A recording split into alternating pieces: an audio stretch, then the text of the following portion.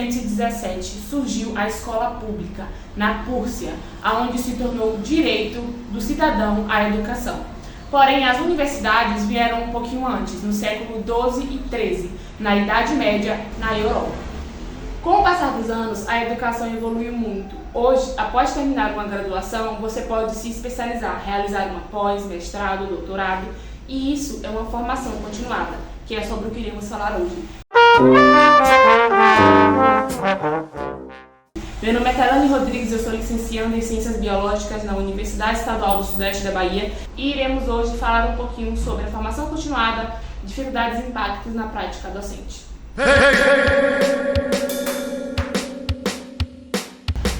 Após realizar pesquisas bibliográficas sobre a temática e ter uma boa base teórica, eu fui na minha escola, que eu cursei o ensino médio, e fiz entrevista com os professores daquela localidade, para procurar entender em que contribuiu ou não a realização dessa formação continuada, se isso agregou no convívio em sala de aula, se veio a trazer lacunas, como eles se sentiam após a finalização da graduação, indo para a sala de aula. Estar sempre se especializando, fazendo um curso, sempre nos ajuda, né, na atualização da prática docente. De preencher lacunas que a graduação vai deixando. E aí expande mais, né, a questão do conhecimento. A especialização, ela te dá mais um leque de conteúdo, né, para você aplicar no seu dia a dia. As entrevistas foram divididas em blocos, onde eu ia fazendo perguntas de acordo à característica do docente e em que área ele vinha a atuar. Todos os professores realizaram algum tipo de formação continuada e no de especialização para doutorado. Com isso, eu fui fazendo perguntas chaves para buscar compreender metodologicamente como isso veio ou não a influenciar este professor. O mestrado, não, o mestrado mais para a parte científica, mas contribui muito para os projetos que eu oriento hoje aqui no colégio. Deu uma base, teoricamente, assim, prática não. Primeiramente, eu questionei em questão da contribuição que esta complementação trouxe para o docente. Em que isso veio a favorecer ou não, se contribuiu para o convívio em sala de aula. Em outro bloco foi questionado se eles conseguiram ou não concluir essa formação continuada e que dificuldades eles tiveram durante essa execução. Família, trabalho, saúde, quais problemas ocorreram para que fosse dificultado ou que fosse impossibilitado que essa formação continuada fosse concluída. Não, consegui terminar. Eu não estava trabalhando no momento, estava vivendo de bolsa, né, que a universidade fornecia. Consegui concluir, mas foi com muita dificuldade. Sim, a saúde, principalmente o burnout, né, que é presente dentro da educação. Em um terceiro bloco foi questionado se essa formação continuada veio a contribuir para o convívio em sala de aula e se estava adequada ao mercado de trabalho. Sim, sobretudo quando começamos a trabalhar com a metodologia do STEAM, que são metodologias que aplicam ciência, arte, tecnologia dentro da sala de aula. Sim, em termos de aulas práticas, né, eu tenho desenvolvido bastante aulas práticas com os meus alunos, então nesse quesito melhorou sim.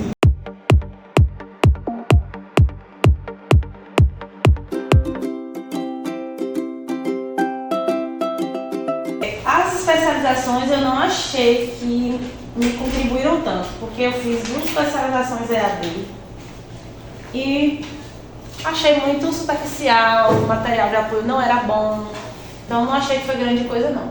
Mas o mestrado sim, porque a vivência na pesquisa, que é o principal objetivo do mestrado acadêmico, possibilita a gente compreender muitas coisas que a gente não tem tempo de vislumbrar quando a gente está na graduação. Então, no mestrado, a gente estuda os problemas que a gente escolhe mais profundamente, a gente mergulha mais na educação. Então, acho que por me ajudar a compreender melhor esses problemas, a gente acaba também sabendo intervir melhor, ou tendo mais condição de intervir nesses problemas. Com outras formações dentro da área de educação tecnológica mesmo, os conteúdos digitais me ajudam muito, também dentro da perspectiva de produção criativa também, Eu melhorei muito, não tinha, porque a gente sai da graduação muito verde, né? Quando é licenciatura. Não há uma formação mais específica, mas as formações me ajudaram muito. Sim, eu acho que basicamente a experiência que eu tenho veio mais da parte do mestrado, que a gente vai para o laboratório, faz pesquisa, se envolve em pesquisa. Não ajudou.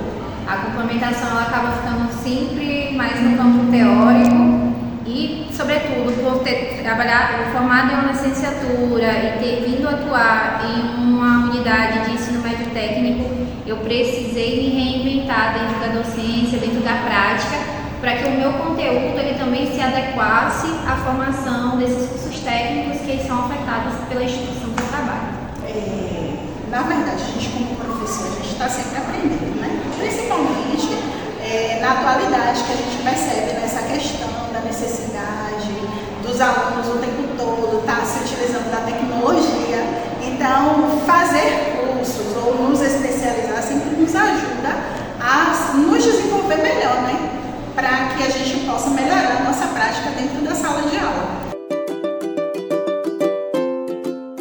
100% não. Porque assim, todo mundo que faz faculdade sabe, principalmente na área de licenciatura, né? Quando a gente está lá estudando, tudo parece que vai ser as mil maravilhas. Mas quando a gente chega na sala de aula, a gente se depara com algumas dificuldades, as quais a gente não visava enfrentar. Às vezes por parte do aluno, às vezes é estrutura. Graças a Deus hoje eu trabalho num colégio onde a estrutura de trabalho do local permite que a gente possa desenvolver um bom trabalho. É um local onde a gente tem uma TV que a gente pode utilizar, é um local onde as salas são climatizadas, isso ajuda no período da aula para que o aluno se concentre. Mas eu já trabalhei em locais onde a gente tinha que disputar um retroprojetor pela quantidade de alunos, de professores que tinha na escola, né? Então, muitas vezes a gente precisava o tempo todo estar utilizando aquela aula expositiva, fazendo atividade no quadro, por falta de recursos, né? Que isso são dificuldades que a gente só vai se deparar, só vai ver quando a gente vai realmente para a sala de aula, né? A gente não visa quando está na faculdade. Não necessariamente, porque a área de linguagens aqui na cidade é muito concorrida, né? Porque tem a universidade da área e muitos acaba tendo muita demanda, né? Muitos formandos. E o mercado às vezes não oferece um quantitativo suficiente para atender toda a demanda. Mas com o tempo dá para ir se encaixando nas oportunidades que vão surgindo.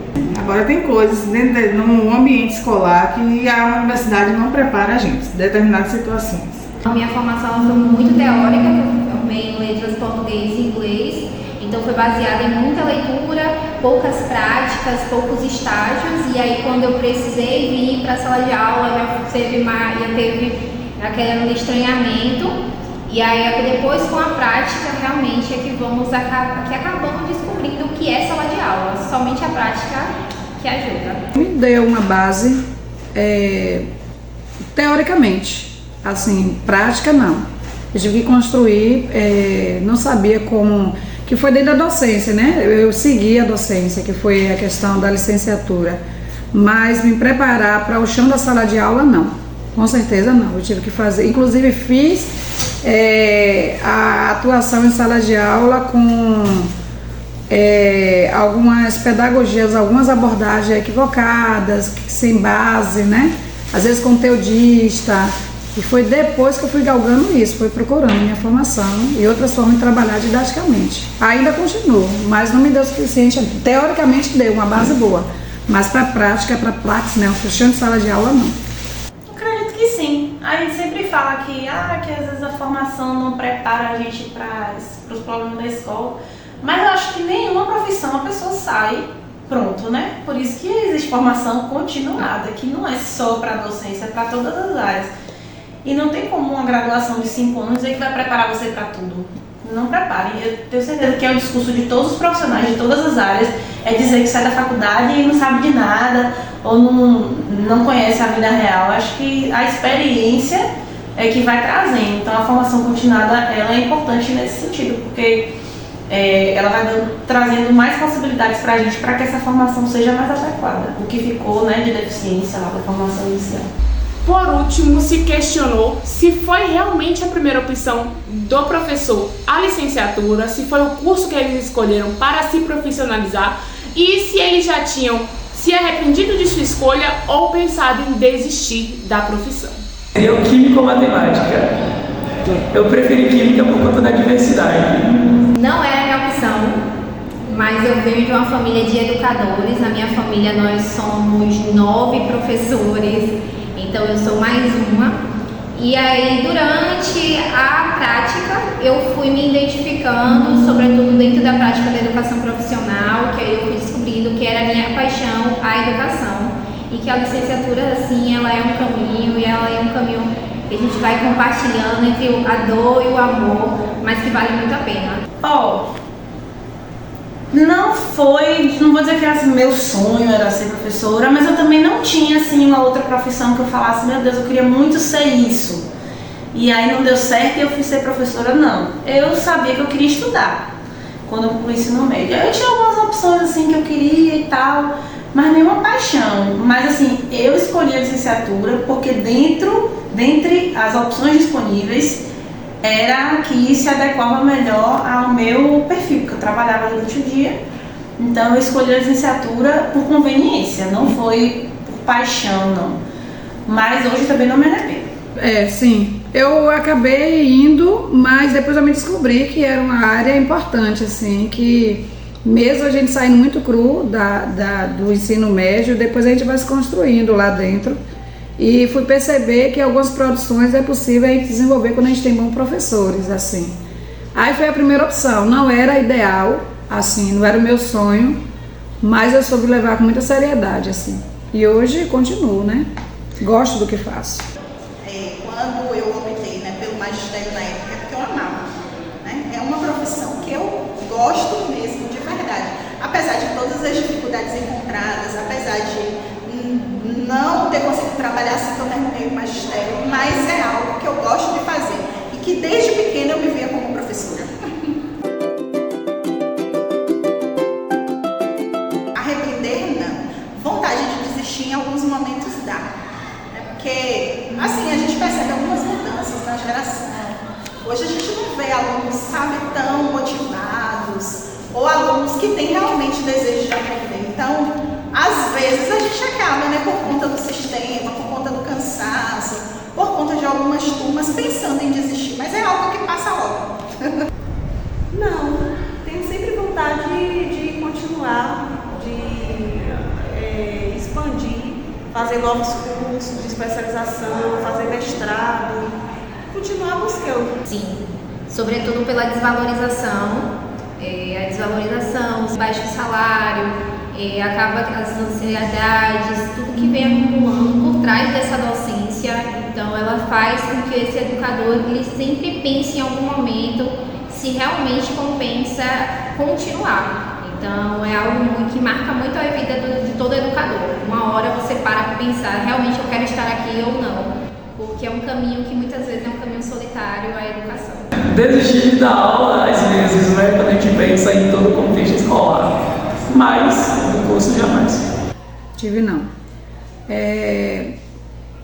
Arrependimento não, tenho não, porque o que eu faço muito bem feito e tento fazer, né? Mas não cheguei a me arrepender não. Eu queria ter feito se eu tivesse orientações na época, como a gente dá hoje aos meninos, né? A importância. Fiz graduação muito tarde também, né? Na época do vestibular, não existia ENEM. Então depois a escola não preparou o ensino médio, em nenhum momento oportunizou isso, nem incentivou na minha época, uma época muito antiga, era na época do magistério ainda, como curso, né? Nem sei se era técnico. Mas depois, já adulta que eu fui ver, já trabalhando, que eu fui ver a necessidade de uma graduação. E aí foi muito pior, né? Porque já estava adulta, com família, aquela coisa toda. Mas depois que eu fui fazendo, abriu espaço para mim, porque eu já estava preparada. Aí quando eu estava com a minha formação, quando surgiu o concurso, facilitou. Eu já estava com a minha formação. Então as coisas foram melhorando para mim, mesmo com salário baixo. Depois eu fui fazendo outras qualificações, meu salário foi aumentando, por causa do plano de carreira, né? Também teve esse viés também. mas automaticamente ajudou na minha prática. Mas não chega a me arrepender, não. Assim, a gente desanima um pouco às vezes, né? Questão da falta de valorização docente, e não é só no sentido de remuneração, né? No sentido de valorização social mesmo, do status da profissão. Você vê, por exemplo, tem outras profissões aí que tem uma remuneração e um status muito maior só com a graduação, um status e uma remuneração que um professor vai ter um doutorado e nunca vai alcançar, mesmo que ele seja professor da melhor universidade do país. Então isso desanima, mas também nunca foi um motivo assim para eu pensar, vou sair, vou fazer outra coisa. Desde que eu me formei, eu nunca tive vontade de fazer outra graduação para mudar de profissão, não. Após essas entrevistas serem realizadas, com a análise dos dados obtidos, foi possível perceber que a formação continuada traz sim impactos para a vida do docente, só que muitas das vezes pode não contribuir da forma como ele deseja. Então, não preparando para tipos de alunos com perfis diferentes que ele possa encontrar em sala de aula, a inclusão social e as tecnologias, que hoje são incrementadas em salas de aula. Mesmo assim, a formação continuada ainda vem contribuindo para a formação desses docentes. Como muitos deles citaram, só a graduação não prepara eles para a realidade vivenciada em sala de aula. Como a desvalorização dos docentes vem crescendo cada vez mais, e como essa é uma pauta que deveria ser muito mais questionada, já que, mesmo após a formação continuada, muitos ainda podem vir a receber muito pouco. De acordo com a revista UNEB, em uma pesquisa realizada sobre a satisfação financeira dos docentes, 55,5% deles se encontram insatisfeitos com o salário que recebem. Eles acreditam ser insuficiente para as condições básicas necessárias, além de que não é valorizada a sua profissão e essa remuneração não seria justa. Após essa primeira etapa, onde eu fiz entrevista com os professores, eu fui coletar as informações adquiridas com esses dados e com isso fiz um podcast online com 3 professoras. Uma é de rede privada, a outra técnica e a terceira de nível superior.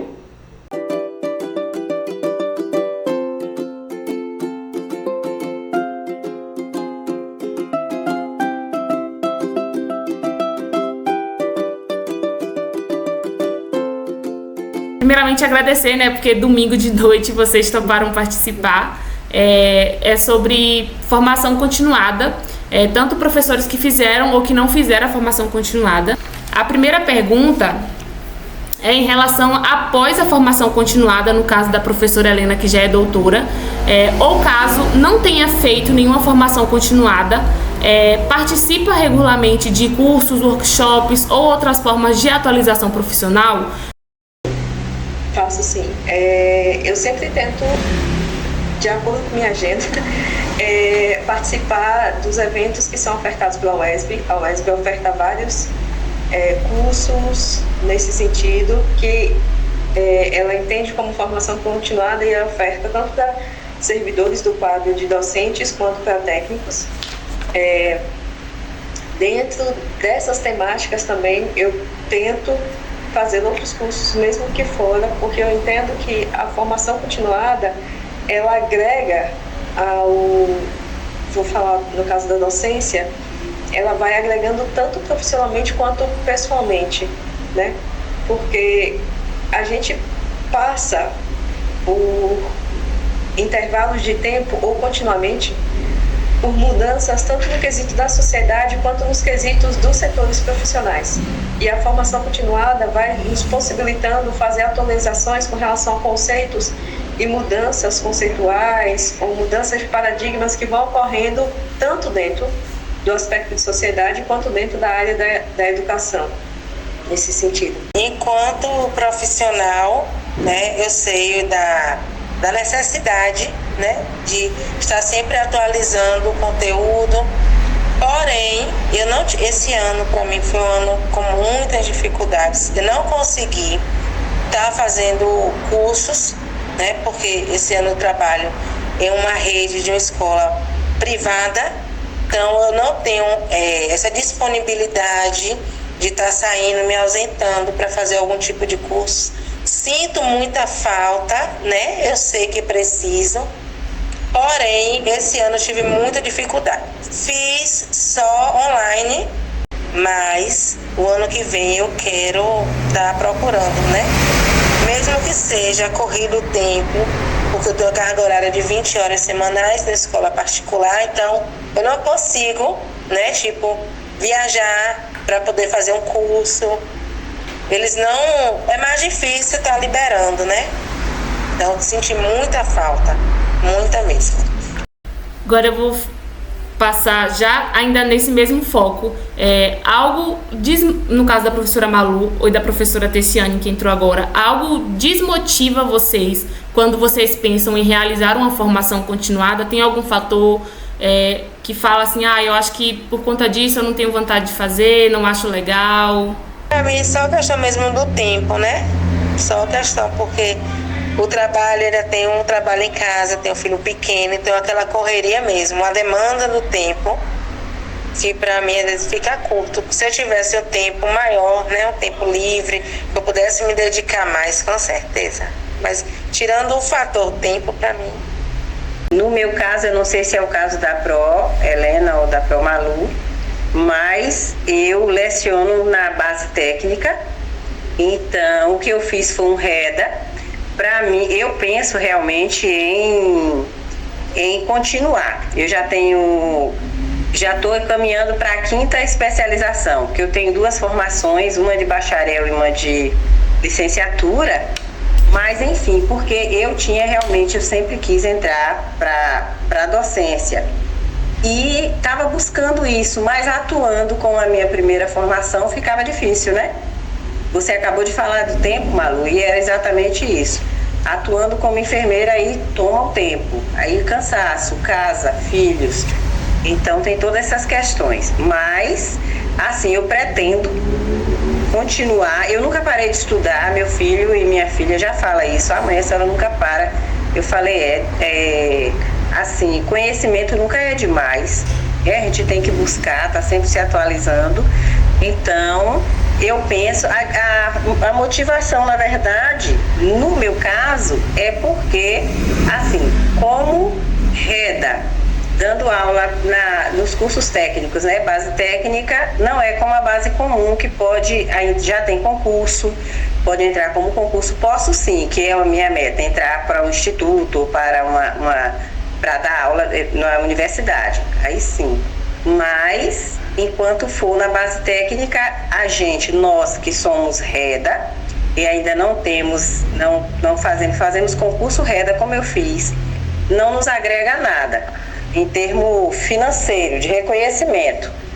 Mas, como eu não viso só isso, eu viso o conhecimento em si, é a minha meta, né? Eu pretendo continuar. É isso que a colega Tessiane falou, é muito pertinente, né? Porque enquanto a gente está em outra instituição, você pode ter, né, a formação acadêmica que for, o nível acadêmico, um mestrado, um doutorado, é o mesmo valor de salário. Não muda em nada. Mas eu também sou professora do Senai, então também o salário não muda em nada. Não tem nenhum incentivo, na verdade, né?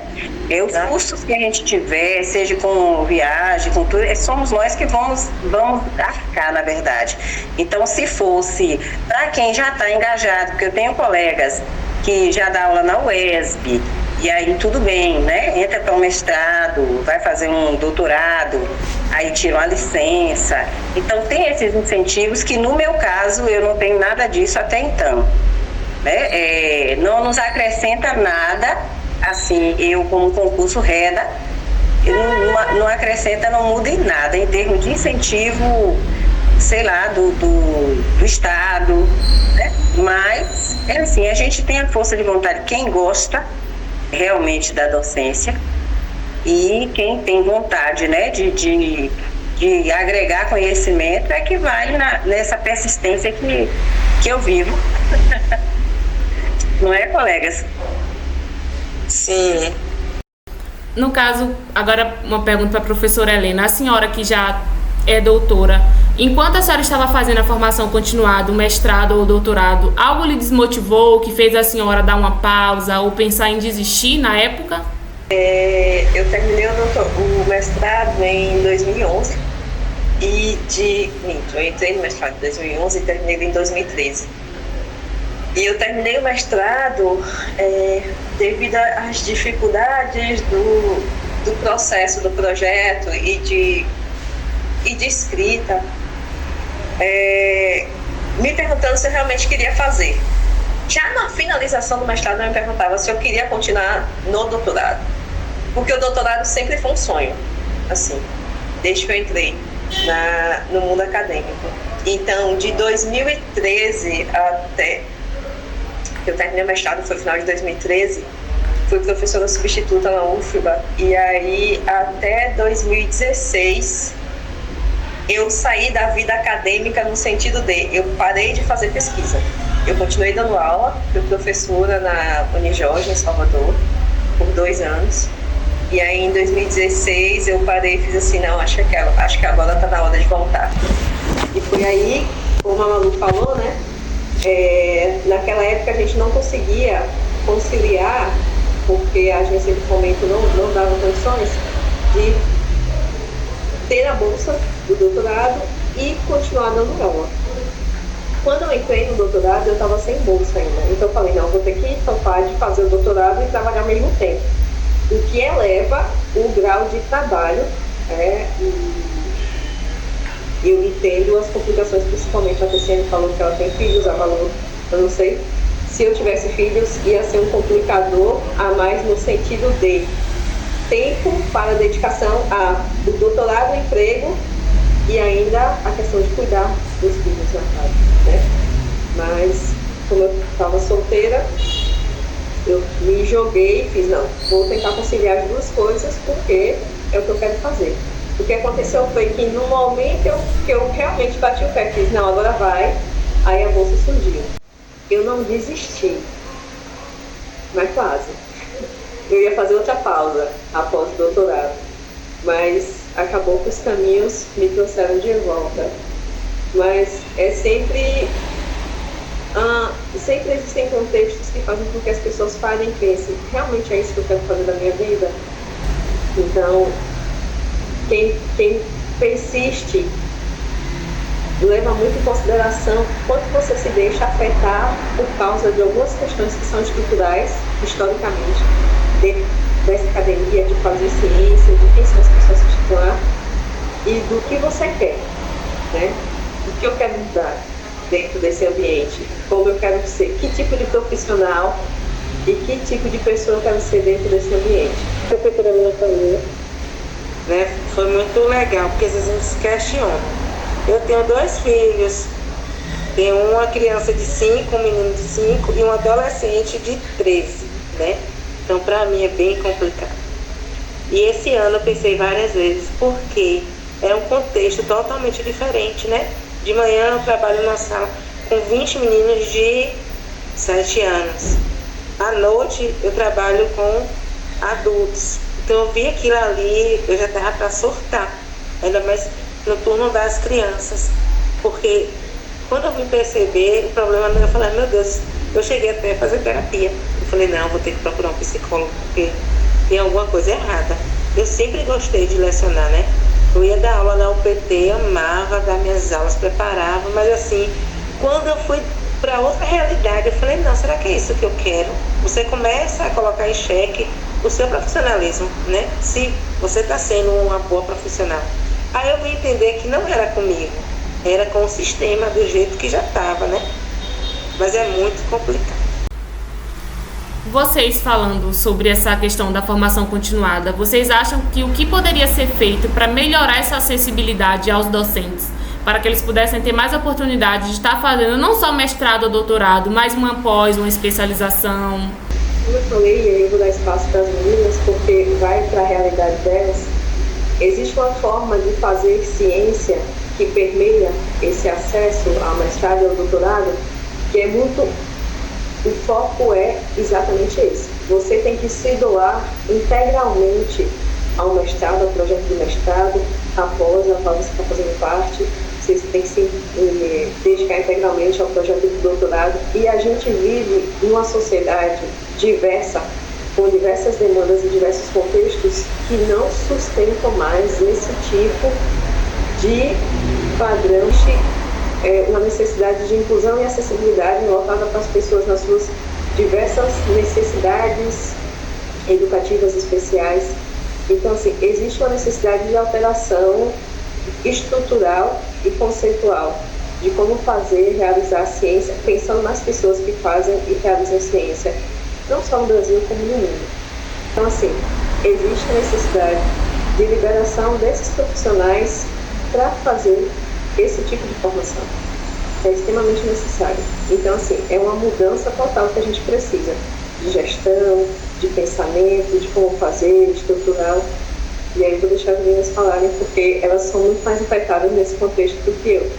De fato, Helena, você já falou tudo, né? Na verdade, porque é bem isso aí em relação a gente.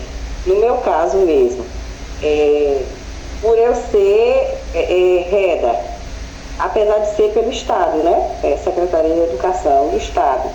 Mas a gente não tem, assim, como eu mesmo, não tem como eu pedir uma licença se eu quiser fazer um mestrado. Sem contar que, por ser da base técnica, e assim, o REDA já ganha menos do que os efetivos.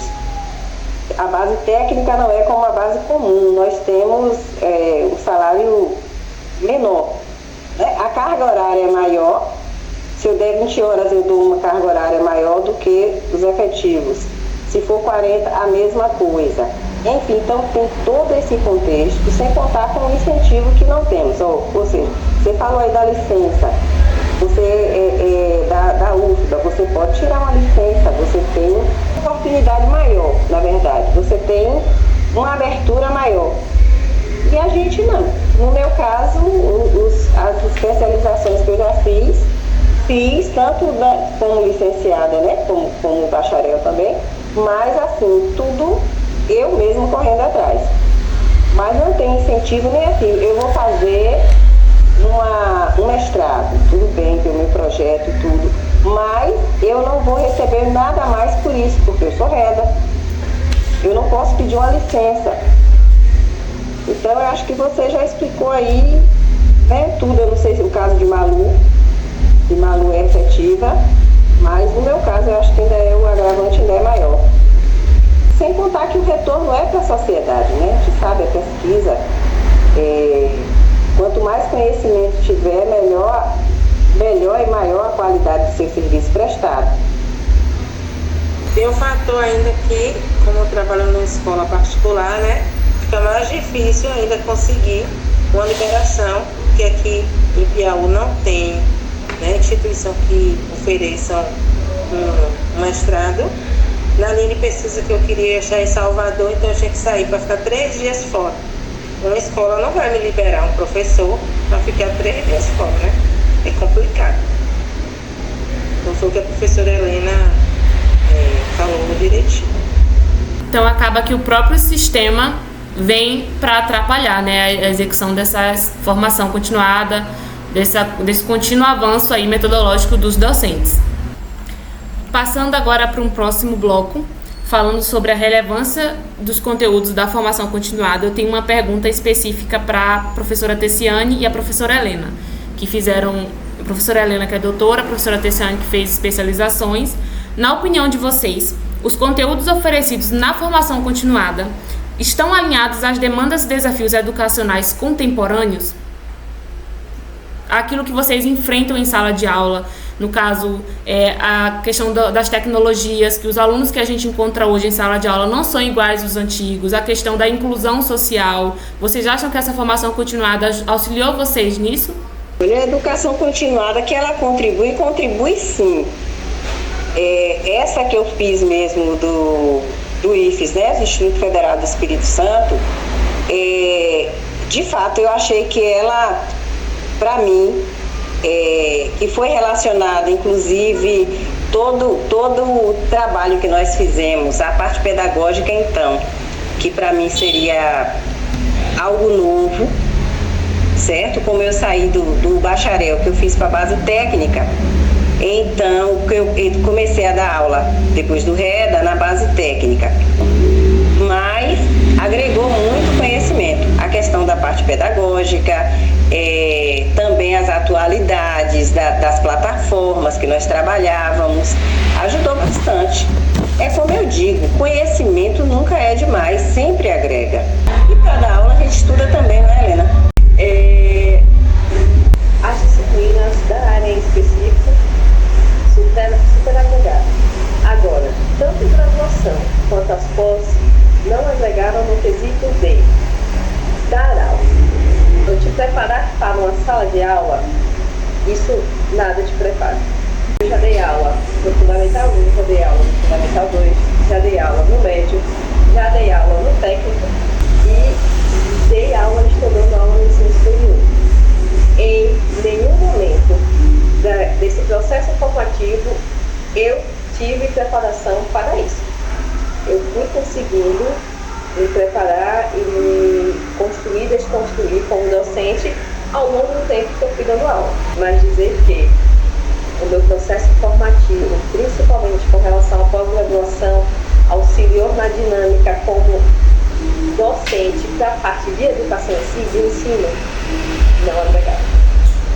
Então acho que é mais meio que um meio termo, né? A depender de qual especialização você faz, para que área.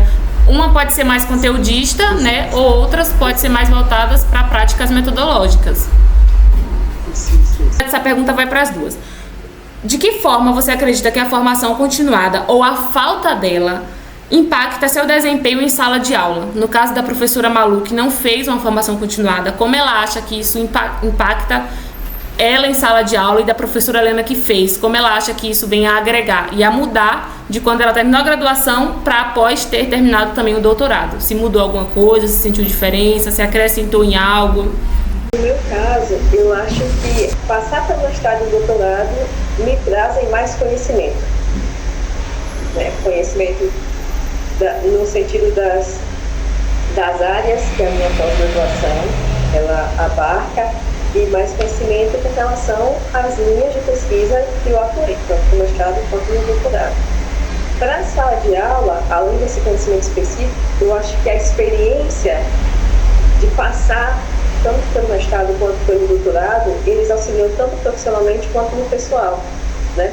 Eu fui me modificando como pessoa, e a partir das experiências que eu fui tendo, tanto dentro do mestrado e do doutorado em si, quanto de experiências que me foram possibilitadas a partir do momento que eu estava nesses espaços.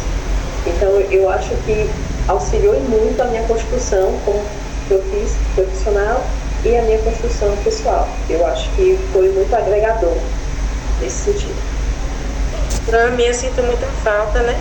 A questão de atualização, de estar aplicando, de estar buscando novo para poder colocar em prática com meus alunos. Queria mais uma vez agradecer a disponibilidade, principalmente no domingo à noite. Muito obrigada pela participação de vocês. E é isso, estou encerrando aqui agora. Muito obrigada mais uma vez pela participação. Esse podcast tinha a intenção de, já com outras perguntas, conseguir de uma forma mais objetiva entender como a formação continuada impacta realmente na vida do docente e em sua forma de atuação na sala de aula. Encerro esse documentário e este plano de ação, este projeto de pesquisa voltado para a formação continuada, dificuldades e impactos na prática docente. Gostaria de agradecer ao professor Birajara Couto, que leciona a disciplina de Política e Gestão Educacional. Gostaria de dizer que concluí com êxito o meu objetivo com esta pesquisa, que era entender como a formação continuada vai auxiliar e vai impactar na prática docente e o que poderia vir a dificultar o acesso, a esta formação continuada, e se isso seria algo que os professores sentiriam a necessidade de realizar, que eles acham que acrescenta na vida dele. Agradeço e deixo agora a fala de alguns professores em relação à formação continuada. Que vale a pena, que o caminho da educação é um caminho duro, que vamos viver entre os sabores e os dissabores, mas que tem muitas surpresas e que acreditar na educação ela é possível, que todo aquele clichê que sempre falamos que a educação transforma é verdade. Então que acredite, que tenha calma, porque é aos poucos que vamos nos transformando em professores, aos poucos, mas que vale a pena. formação inicial não atende todas as nossas expectativas. Muita coisa vai vir da experiência, depois que você é professor, e eu vejo muito isso ali nos 3 primeiros anos da vida docente. Eu acho que é quando a gente constrói mesmo e consolida, fala assim, não, eu quero ser esse professor e não esse professor. Então, nesse período, você já concluiu sua formação inicial, e o que vai te ajudar a definir esse perfil pedagógico, definir que tipo de professor você quer ser, é também essa formação continuada. É a sua experiência naqueles anos iniciais, né? E o acesso que você tem a esses ambientes formativos para te ajudar a tomar suas decisões. Que sempre busquem continuar seus estudos através das formações continuadas, né? Porque só a graduação não é suficiente, ela prepara, mas a gente tem que sempre estar buscando novas opções, novas oportunidades também. Eu diria para seguir em frente, se você tem a chance de continuar se especializando, nunca pare de estudar, né? Porque na verdade a gente nunca para de aprender, aprender vai ser algo para sempre. Independente da idade, independente do momento, não fique naquela, eu vou descansar um ano, eu vou descansar 2 anos, não. Abrace todas as oportunidades que você tiver de se especializar. Isso é bom, porque o conhecimento é algo que você vai levar para você, com você pro resto da vida, ninguém te tira. O dinheiro você perde, o emprego você pode perder, mas o conhecimento é algo que eleva o ser humano, sabe? Então, a gente precisa pensar metodologias, abordagens diferentes, né? Material diferente também. Então, isso tudo, uma formação vale proporcional. Eu sou exemplo disso. Então, todas as formações somaram muito na minha prática. Eu fui parar para pensar, não é por aqui. Quando eu vim pensar mesmo que entre trabalhar o ensino tradicional de português e análise linguística, por exemplo, mudou muito.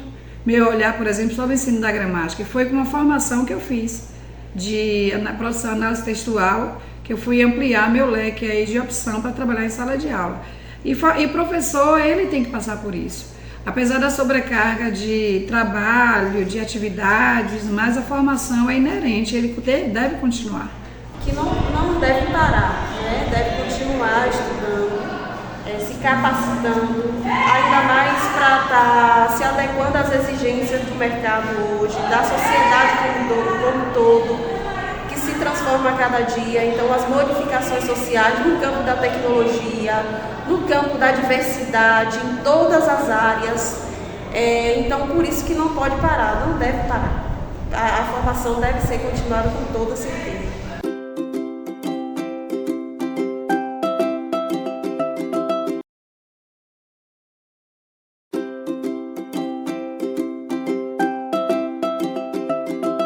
Hoje está difícil, né? Motivar alguém para se tornar um professor. Atuar nesse cargo?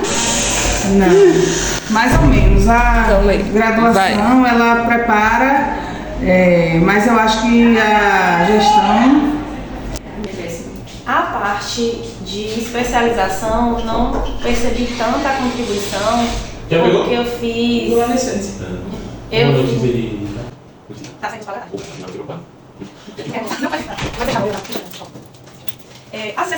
Eu tô gravando essa chamada. Acho que é o Flamengo jogando. Ixi, ficou tudo errado aqui.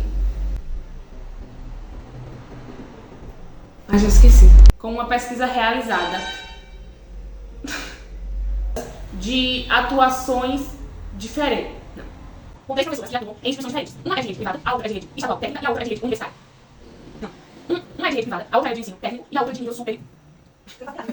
Uma é de rede privada, a outra de uma rede privada, rede técnica. Uma é de rede privada, a outra de rede técnica e a terceira de rede privada e universitária. Não é de superior, não é de superior?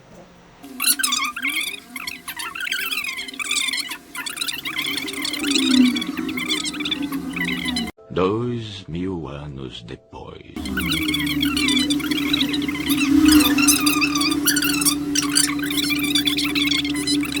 Aí tu vai, não precisa ser. Responde do jeito que tu achar melhor. A sua complementação que você realizou, você acha que ele auxiliou na prática docente em sala de aula? Com certeza. Tem uma resposta mais elaborada. Tipo assim, em que aspecto? Nossa, não, acho que com óculos vai ficar muito... Mas assim, uma das informações que eu conheço é a outra não. Contribuiu para o convívio em sala de aula?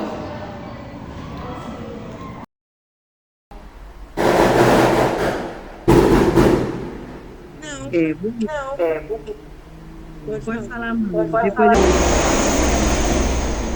A influenciar na. Gente, não é possível, Jesus, empreender isso. Prática sobre a temática. Esperar o carro passar. Vai vir uma moto barulhenta aí que eu tô sentindo. Ela tá chegando. E em relação à contribuição. Gente, eu vou derreter. Até esses carros terminarem de passar, eu já derreti. Oh, meu Deus, para passar carro. Não, eu desisto. Eu desisto de gravar aqui. Vou gravar